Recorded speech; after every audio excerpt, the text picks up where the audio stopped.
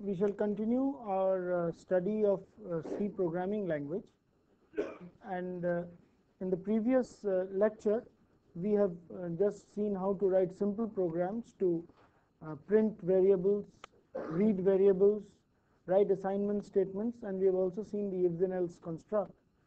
And we shall next see the for loop, the looping statement, and for this we will solve the example which I took in the first class, finding out the maximum of n numbers. So the example that we will take here is to find the maximum of n numbers. Now I had outlined the scheme for finding out the maximum of n numbers also. You first read in the number of numbers that you want, and then you read the first number, assign it to max, and then in a loop you read each number and update max if the new number is greater than the current maximum. And that is what we translate exactly into a C program in the next example. So let's go and see the example.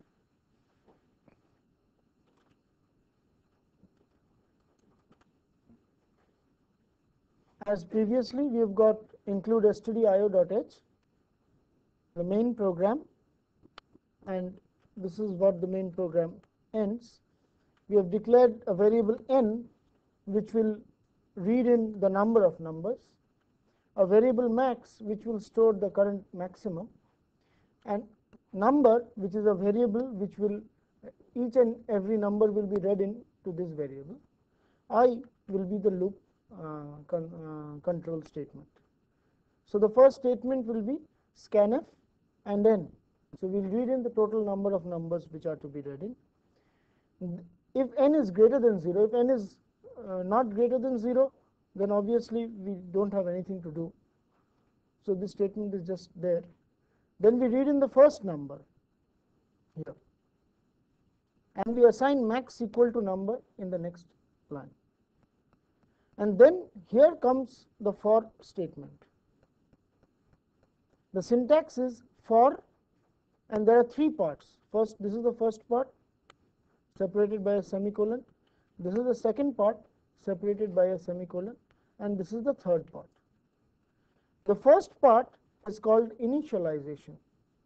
Here I have initialized I equal to 1. Here I have done I less than n. This is the conditional. As long as this condition holds, the loop will continue. When this condition is not satisfied, it will go out of the loop. And I plus plus, it just does I equal to I plus 1. There are other issues related to this I plus plus, which we shall come to later on. But for the time being, it just does I equal to I plus 1. You could have written I equal to I plus 1 here also. I have just written I plus 1 plus to introduce this construct. And this for loop, since there are more than one statements, you have to define it in a block. So the block starts here and ends here. This is the block which has got two statements inside. One is to read in the new number, and the other is the if statement.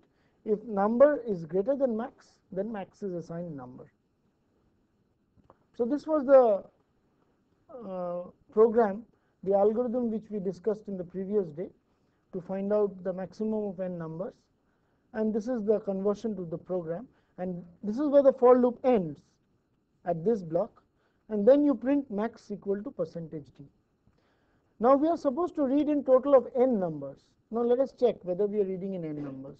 We are reading in one number here, and this loop starts with I equal to 1 and continues as long as I is less than n. So it will read n minus 1 numbers in this loop. It will read n minus 1 numbers in this loop. So you can read exactly total of n numbers. So any questions about this program? Then let's, if there are no questions, then let us see how to run it. Let's run it and see. So the first input that you have to give is the number of numbers. I did not write the printf statements. Normally good programming means that you should write the printf statements, but since I wanted the program, whole program to come on one screen, I removed them. So let us read in 7 numbers: 3, 1, 5, 7, 0, -9, and say 12. The maximum is 12. Let us run it again, say 6 numbers.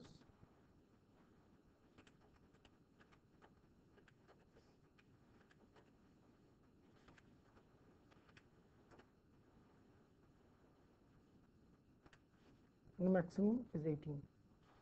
So this is how we compute the maximum, and this is how we use the for loop. So let's go back to the for loop. So this is the for loop. This is the for loop, and we could have even written from I equal to 2 till I is less than, sorry,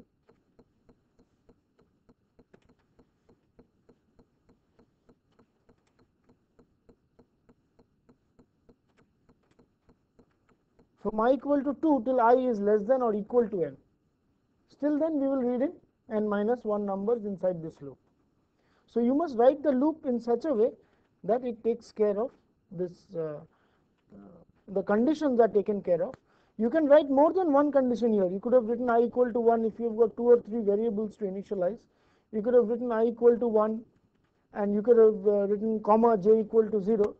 But the whole initialization must end with a semicolon, and all the statements inside the initialization will go with commas. Similarly, here you can give multiple conditions, but they must be put in one statement, like and, or, not. And here again you can give more than one statements which will do the loop update. In fact, here you could have even read in a number. You could have written functions also in the initialization, like scanf, etc.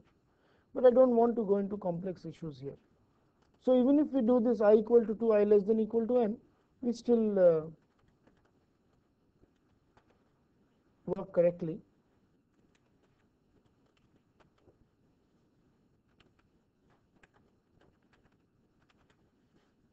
So the max is 2. So we just, if you give in one more number,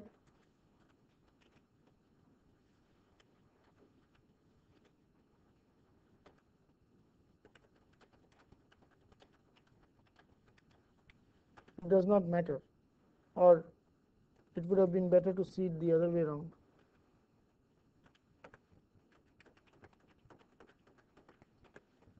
It will just read in the necessary numbers. The rest is just not read. So this is a program to find out the maximum of n numbers. Here we have seen how to use the for loop, and we have seen that the for loop consists of 3 parts separated by semicolons. This is the initialization.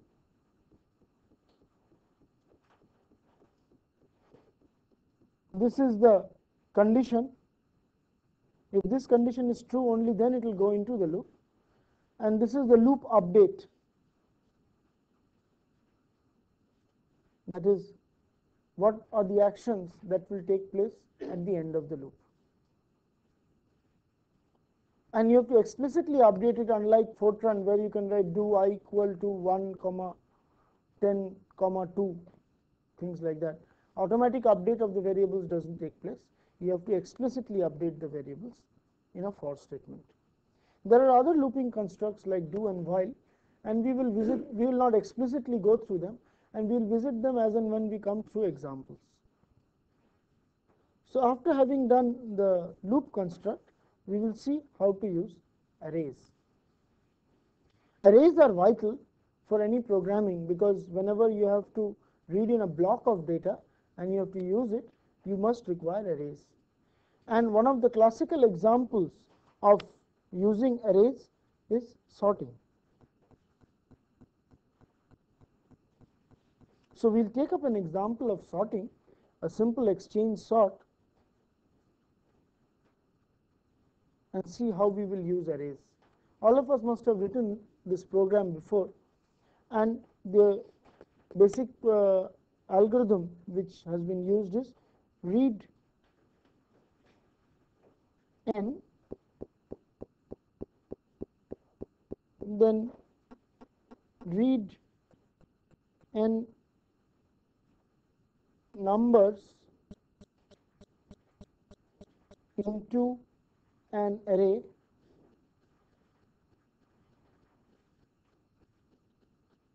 and then we use two loops to do the sorting, and the whole idea behind the sorting program is in each loop you are finding out the maximum element and storing it in the top position. So we use two loops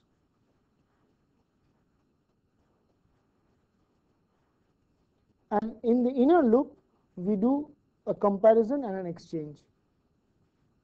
This is the idea of sorting. For example, we will do for I equal to 1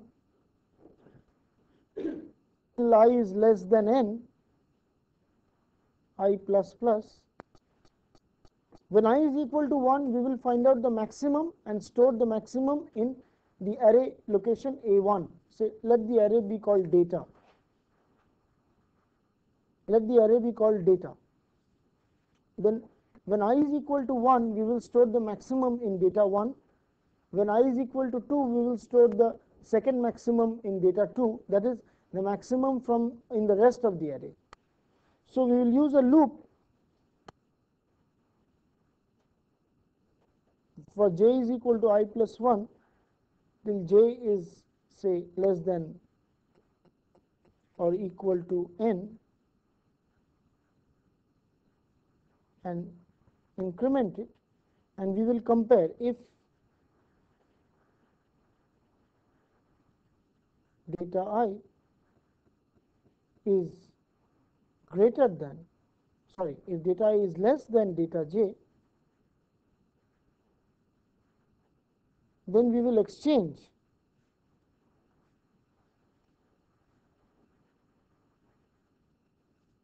data I and data j.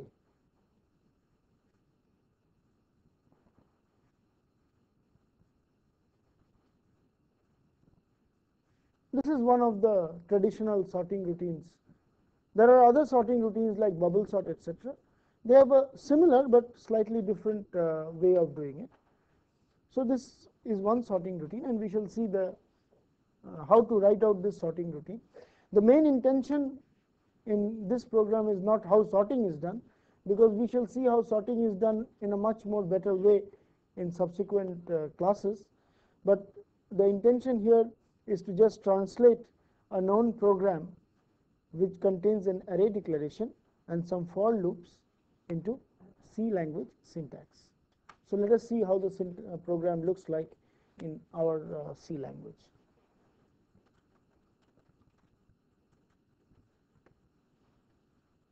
So we include the stdio.h. We have just one main program which goes like this, from here to here.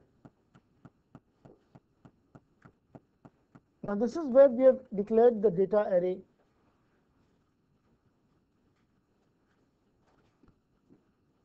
data. So int data 100. This means that data is an array of size 100 and it is an array of integers. The type is integer. I, j, n and temp, these are the variables which are declared. The first thing I do is read in the number of numbers, and then in a loop I read in all the elements of the array. And interestingly, I have read in from 0 to n minus 1. Though we saw in the just a minute ago that we were working from 1 to n, in C language when you declare an array, it starts from 0. So if you declare an array data 100, it starts from data 0 to data 99, not from data 1 to data 100. So these 100 locations start from 0 to 99 rather than 1 to 100. So you can utilize the 0th location. So that is what I did here. For I equal to 0, I less than n, I plus plus. And since this is a single statement, I did not require to put it in braces, because this statement is the only statement in the loop. so I did not require to put the brackets, but if you put the brackets also it's okay. You will put one bracket here and the closing bracket after this.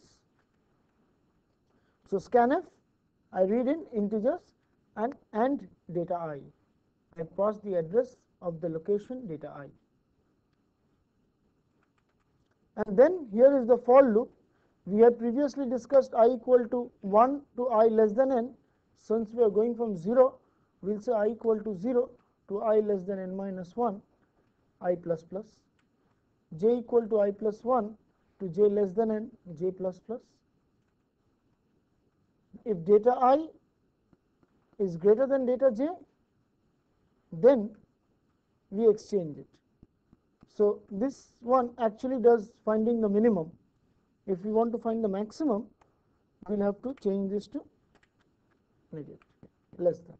So if data I is less than data j, we exchange, and we use these three statements to exchange. We use the temporary variable, assign it to data I is assigned to data j, and data j is assigned to temp. And this is the loop. Note that this for this for statement we did not require opening braces and closing braces, because this for statement has only one statement for it, and that is this for statement. So we did not require an opening bracket here and a closing bracket here after this, because this for statement has only one statement, which is another for statement, and this for statement has an if statement, which has a statement which is only one statement, which is an if statement, and this statement has got a set of blocks. So it is just sufficient to put brackets here, though if you put brackets here as well as here, you would have been safe, but it's not necessary. And finally we printed out the sorted array. I equal to 0, I less than n, I plus plus, printf. And then at the end of, after printing all of them, I printed a new line, and this terminates the C program. So is any questions on the program? So then let's run it.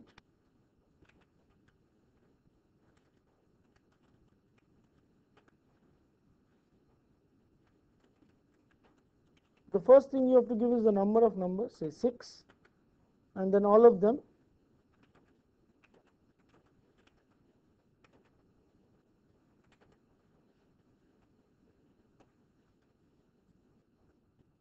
So it prints the sorted array 943211.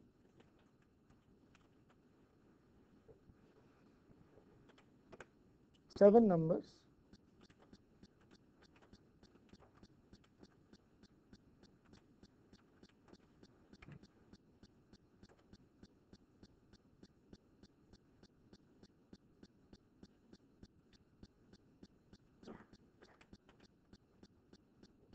So this is how it gets printed. So this is the program for sorting, and this if I want to print all the numbers one after another, then I would have to give a backslash n out here. If I give a backslash n out here, then the numbers would come in all different lines. For example, if I give a backslash n out here,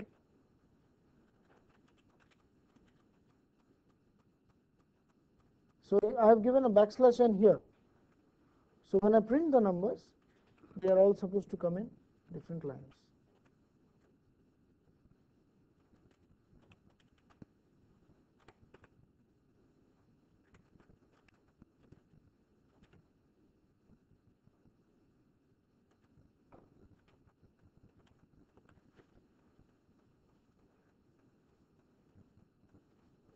So this is how you can use the controls to separate out.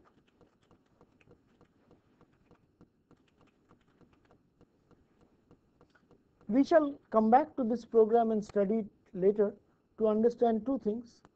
We'll come to a variant problem, and we'll see how we can solve that problem better, and we'll see whether sorting is to be done this way at all or not, whether there is a better way to do sorting.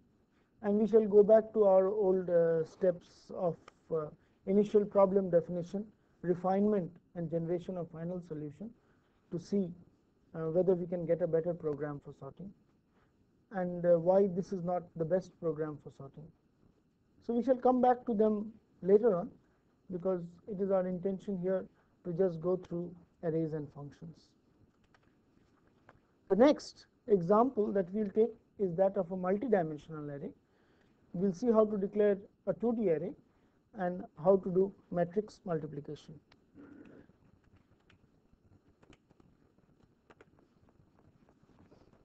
So this is an example of matrix multiplication, where we will do multiplication of two arrays of integers. Now here a 10 by 10 array of integers is declared like this: A10, 10. What is the advantage of doing it this way? I will come and explain a bit later on. B10, 10, C10, 10. We shall go deeper into why such things are there, to appreciate why C language has changed the constructs. Instead of writing A10, comma 10, why have they done it this way? What does it mean? What does all this signify? We shall come back when we got used to more of C programming. So we have declared some integers. We read in the data. So we first read in the 3 dimensions, because we have to read in 2 arrays. One is an M by N array and another is an N by O array. And finally, if A is an M cross N array and B is an N cross O array, then C will be an M cross O array. So we read in the dimensions M, N and O. And after that we read in the data. Here we have read in the array A in a double loop, I equal to 1, I less than equal to M, but it would have been appropriate to actually do it from 0 to M minus 1, because somebody gives you 10 by 10, then you will end up in problems, because these arrays are always going to be declared from 0 to 9. Anyway, we will make sure that we don't give the data that way. So I equal to 1, I less than equal to M, I plus plus, j equal to 1. So we are reading it row wise, and again here and ai j, and you give it this way, ai j, not ai comma j, you give it this way. Again we read in the array B in exactly the similar way, except that the constructs are N and O, because we are reading in an N by O array. And this is where we perform the matrix multiplication. I don't want to go into details, because all of us possibly understand how to do matrix multiplication. There is an outer loop, I equal to 1 to M. Since M by N and N by O, so we will get an M by O array. So C array will, the loop in this here will be from I will be M and J will be O. And the first thing you do is initialize Cij to 0, and for k equal to 1 to n, we do Cij is equal to Cij plus Aik into Bkj. This is standard matrix multiplication. This is just an example to use 2-dimensional arrays in C language. And here we print the result. And to print the result, we have printed it in row-wise format. I is equal to M, 1 to M, J is 1 to O. And after every row, see, this statement means from here, this means from here to here. So this is a block. This block contains one for statement, which is this. For I, actually this for statement actually goes like, you can write it in separate lines, but this is how it is. This is one for statement. For j equal to 1, j less than equal to O, j plus plus, you print this. And at the end of this whole loop, you print a new line.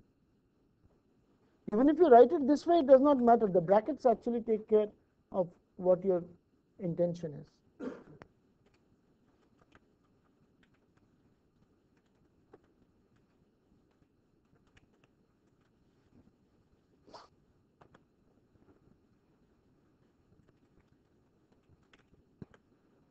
So now first we have to give the 3.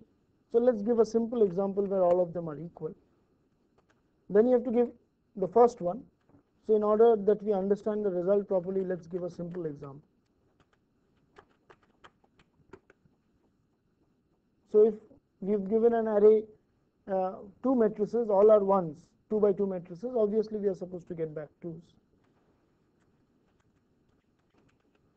Let's give another example.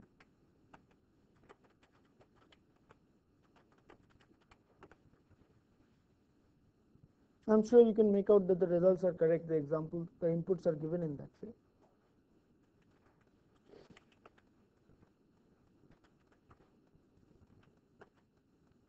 So now I've given a 2 by 3 and a 3 by 2, and I'm expected to get a 2 by 2 back. So the first one, in order that we get the results, understand the results correctly, let us give 6 ones. In the next one, let us give another 6 2's.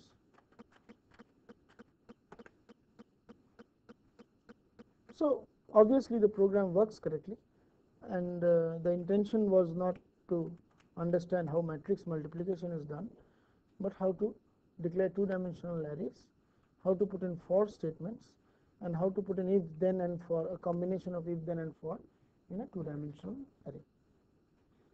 So that takes care of two-dimensional arrays, and once we know what two-dimensional arrays are, we can easily extend it to 3, 4, 5-dimensional arrays in a simple and a similar manner. But we shall come back to these examples to understand why we do it this way and what the advantages these lead us to. We shall come back to these examples later on.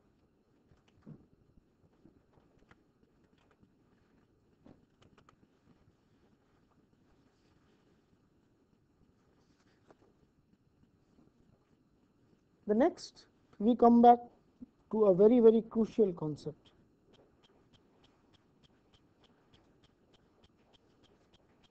Functions. That is user-defined functions. Now in any program, we have assumed that we know some programming language like Fortran or BASIC or Pascal, and in all of these languages you can use functions.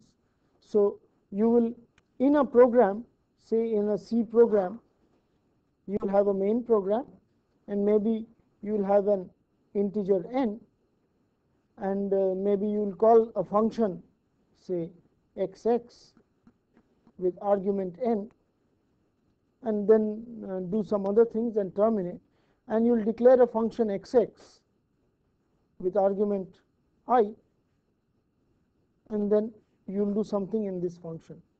It may be a function, some people call it subroutine also, because you may not return a value. In C language, everything is a function, and you can return values through the arguments in a special kind of a way. Before we move into C language examples, let us clarify some terms. There are two parameters of a function. One is called the actual parameter,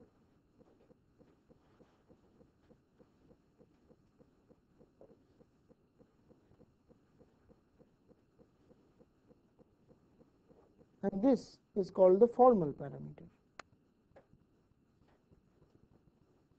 Because this xx may be called many times with different actual value, actual arguments, and this is the formal parameter, wherever the function itself is declared. The type of the two must match. If the types do not match, there will be problems. Obviously, you can have more than one parameters, and here also you must have the same number of parameters. You cannot have less or more. And their types should match in a one-to-one fashion. This is well known. So now let us see through an example what happens in a C program function. So let's take a very, very simple example.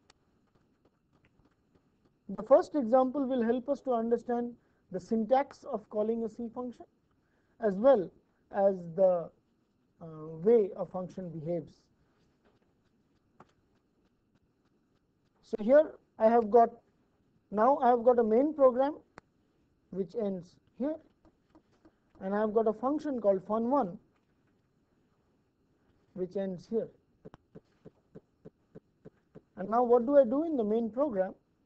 I do int a, b, c, then I read in 3 values, scanf and a and b and c, and in these 3 values before the call I print what the values are. I call the function like this, fun1 abc.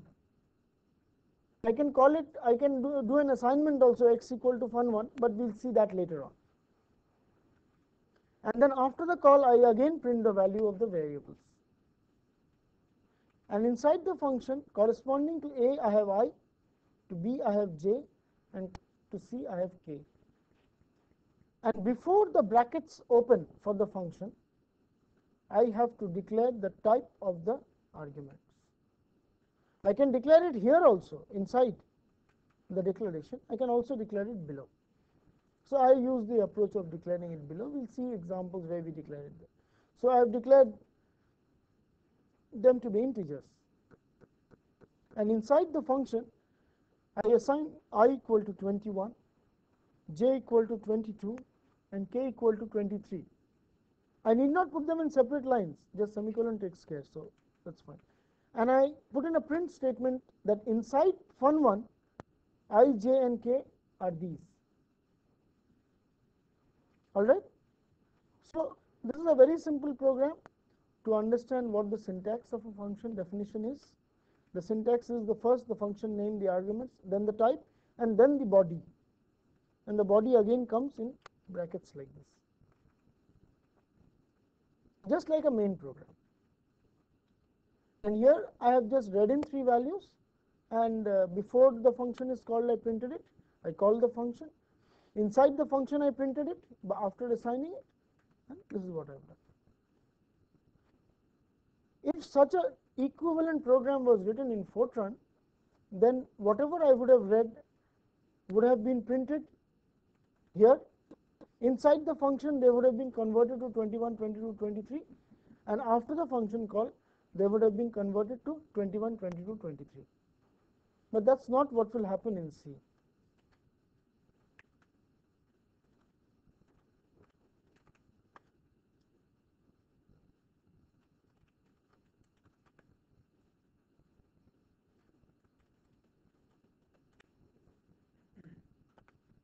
So I'll read in 3 values, 2, 3, 5. Now what do I get? I get before the call it is 2, 3, 5. That is what I have read in. Inside the function, obviously after assigning it to 21, 22, 23, and after the call it is 2, 3, 5. So I did not get a change when I return back.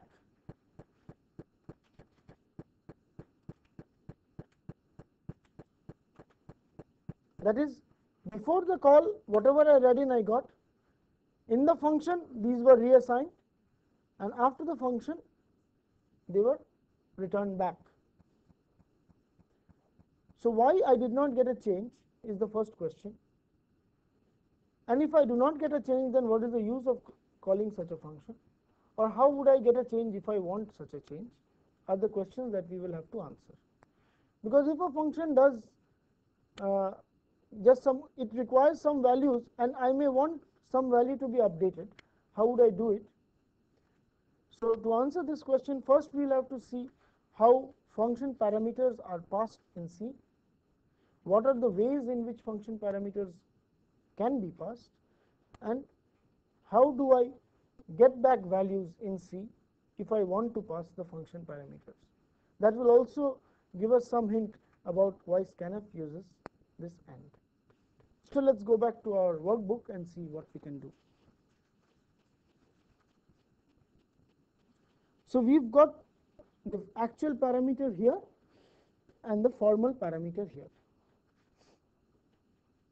Now in any programming language we shall see that when there is a function called, say, fun1 a, b, c, there is a call, and we have got the actual formal parameters as I mentioned before, I, j, and k. Now these A, B and C are occupying some locations in the memory.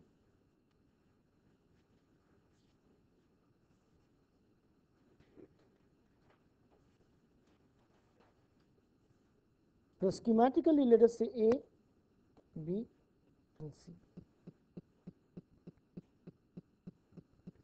Now when this function is called, a new data segment for this function is set up. The variables, the arguments, as well as the local variables of this function are allocated certain amount of memory, of which other than the local variables I, j and k are also allocated some memory locations. In C language, this is what exactly happens. When a function is called, this memory is allocated. The value of A is copied into the value of I. The value of B is copied into the value of j. The value of C is copied into the value of k. And then this starts executing. After the execution is over, this memory is deallocated and the values are not copied back. This is how C programming works. This is called call by value.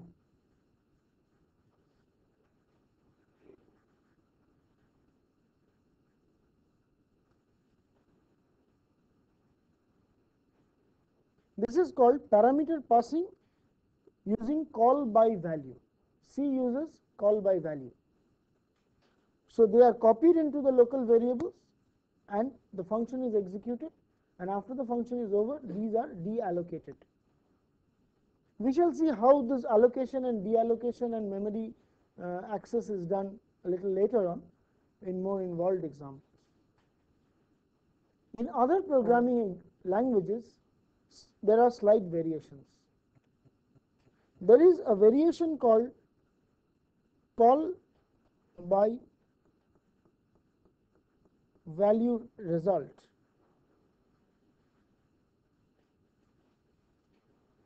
What this does is, when the function is called, it copies the parameters, arguments, executes this function, and after the execution, before deallocation, it copies it back, copies the new values back. So that is called call by value result.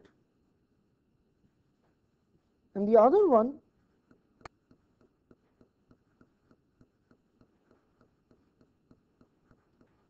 which is used in Fortran is called call by reference. What happens here is, instead of these values, these locations are not here, these are not actual locations, but these contain addresses to this location.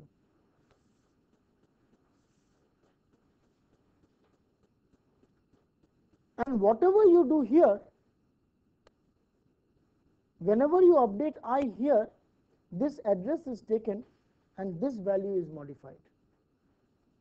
The modification is done on the content of this address here. Alright. So if you write I equal to 5, then here there is a change. It uses this location to keep the address of A. It uses this location to keep the address of B. And it uses this location to keep the address of C. And it uses this address to modify the contents. So it does a star I operation whenever an I operation is given. So if you want to change something in I in the function here, it uses the content of this, it modifies the content of the address,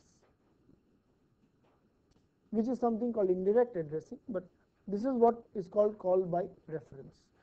There are other ways of parameter passing like call by name and others, but we will now concentrate on call by value, call by value result and call by reference, and C language uses call by value.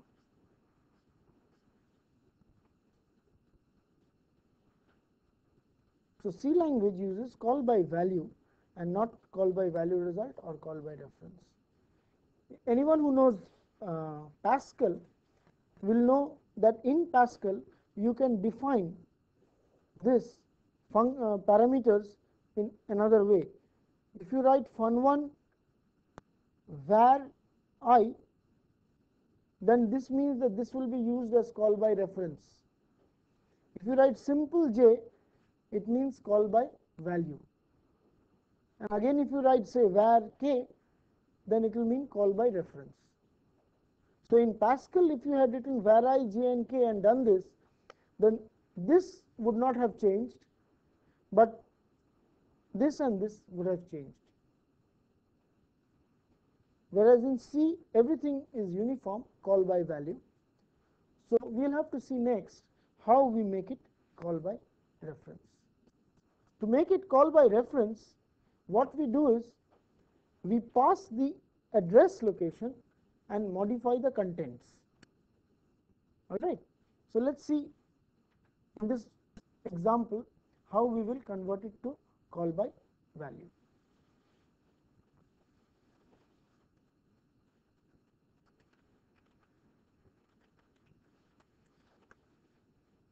So here what we did was we read in A, B and C. This is the value of A, B and C, and we passed in the to fun2. We have used another function called fun2. We have passed the address A and B and C, and printed the values after the variables. And in fun2 we declared I, j and k, but we now have to declare these as address locations rather than variables. So this is how we declare it: int star I, comma star j, comma star k. To understand what this means, a very simple logic has to be applied. What does star I mean? I meant star I means the content of I. So it says that the content of I is an integer. This means the content of j is an integer, and this means that the content of k is an integer.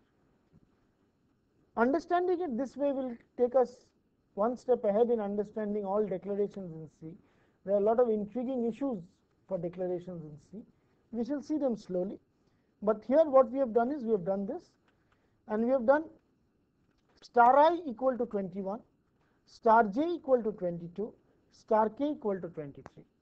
We have printed the values of star I, star j and star k and come out. Now let us see what should happen. Let's go back and just work it out first, and then we will see. So we had a call now fun2 A, where we passed AND A, AND B and C, and here we had fun2 I, j, k. So the three locations which will be copied here into I. Here I will have the address of A in I, here I will have address of B, and here I will have address of C. So this address of A, which is here, will be copied in, address of B will be copied in here, and address of C will be copied in here. These are the parameters. What is the value of AND A? AND A means the address of B. So once this is copied in here, it does not matter whether it is copied back or not. What I am going to do is I am going to modify the contents inside. So those contents are going to change anyway, and I am going to get it back reflected. So that's exactly, so we'll just quickly see the program. So what I've done is I've passed the addresses ABC, change the contents, and so now if we run it,